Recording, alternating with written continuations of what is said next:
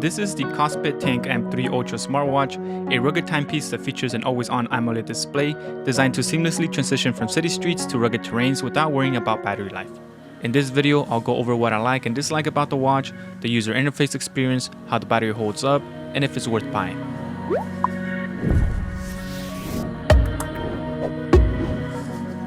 Now let's go ahead and get started with the unboxing.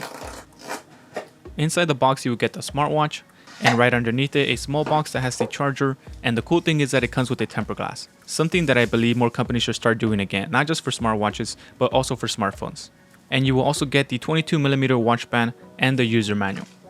The build quality on this feels really good. This has a metal unibody and the frame is stainless steel. The display uses Gorilla Glass 3, which is durable and scratch resistant as well.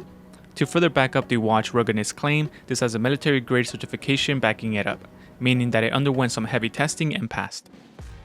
The watch also has an IP69K water resistant rating, meaning that this can withstand high water pressure, so it's suitable for swimming and diving. One thing that I noticed right away is that this is a big watch. It's only offered in this 43mm casing. You can pick this up in either black or silver, and if you buy right now you will get an early bird special that brings the price down to $100 from its original $130. The second thing I noticed is the mere weight of this. This feels quite hefty. This weighs in at roughly 75.4 grams, and it is the heaviest smartwatch that I have personally used. The design of this resembles the Apple smartwatch design, which some of you may or may not like. Now if you don't like this design, they also offer this in a round format called the Tank 3 Ultra. I don't personally have that watch, but I will leave a link to it in the description if you want to check that one out instead. So this watch is quite comfortable, but I can definitely feel the weight of it. After a couple of days of wearing it, I did get used to it. Now one thing that I dislike about the watch is the strap that it comes with. Not because it's uncomfortable, this is a comfortable strap. The reason I don't like it is because it sometimes I struggle to strap it down. The strap feels like it's a little too sticky when I try to slide it into the loop, and there's just too much friction that prevents the strap from sliding in with ease. This is a simple fix by just buying a different strap, and that's exactly what I did. I bought another strap and it's much easier for me to get it on my wrist and be on my way. I know this was a simple fix, but I think it's worth mentioning. The awesome thing about this watch is that it uses an AMOLED display that gives you true blacks and rich colors. It also helps with conserving battery life since all the pixels aren't always lit up. The display is large and just shy of 2 inches. It measures at 1.96 inches with a resolution of 410 by 502, and it has a pixel density of 331 ppi. I like the display on this, everything is large and easy to read at a glance. It also helps that the display has a 1000 nits of brightness, so it gets plenty bright to see what's on the screen on sunny days. And I usually keep the brightness set to 50%.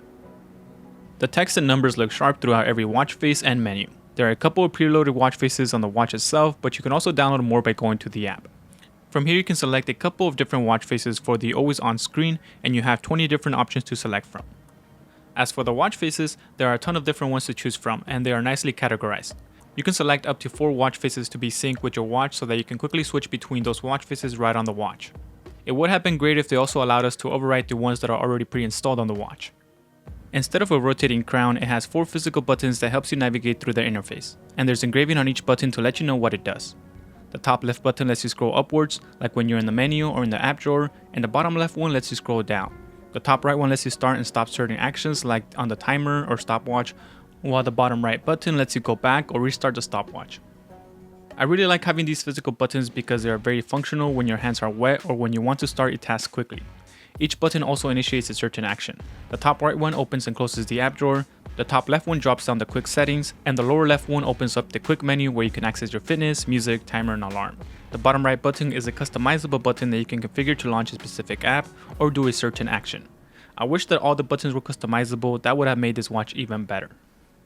The interface is pretty simple. You can access the quick menu by swiping down on the interface, and from here you can quickly change the display brightness, turn on silent mode, enable power saving mode, enable or disable the do not disturb mode, enable or disable the raise to wake feature, and turn on or turn off the flashlight. Your notifications can be accessed by swiping right on the screen, and you can get a more detailed view by tapping on them, and you can delete the notification from here. You can also respond to text messages with quick replies, and you can edit the quick replies in the app. Now for some reason I'm not seeing the quick reply options on my watch. For now all I can do is just read them and delete them. The watch also supports Bluetooth calling, so you can make calls right from the watch.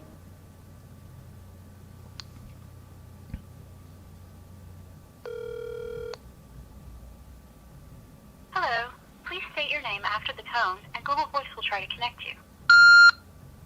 So the audio that you're listening to right now is coming from the smartwatch. And this is what the audio quality will sound like, and this is how loud the speakers are. So I wouldn't recommend you taking calls in a noisy environment because the speakers aren't very loud, but if you're in a quiet place, then this will get the job done. So I have been using this watch as my daily smartwatch for the past 2 weeks, and so far the performance has been good. The watch is snappy, but I have encountered a few issues. The touchscreen hasn't been the most responsive. Sometimes I need to tap multiple times for the screen to register the touch, and the left physical buttons don't always work properly. Sometimes they act up and do what the other buttons are supposed to do. The 2 right buttons, however, have been working consistently.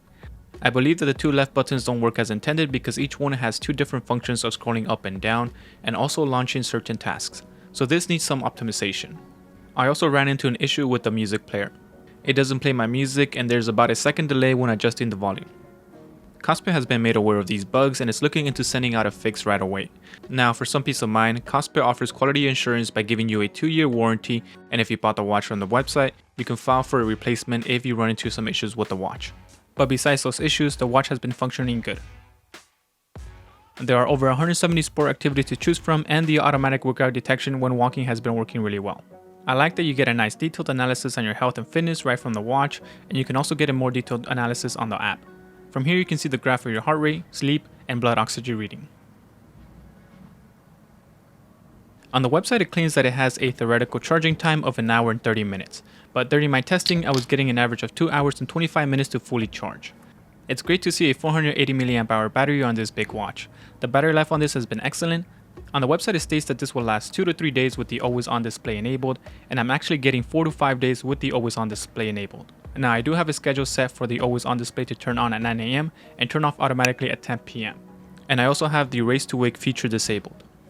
With the always on display turned off, I am getting roughly 10 days of battery life, which is great. With heavy usage you can expect about 5 to 8 days, and with light usage up to 14 days, which is awesome. I like not having to worry about the battery dying during my trips if I forget the charger. Overall, this is a very impressive, affordable smartwatch.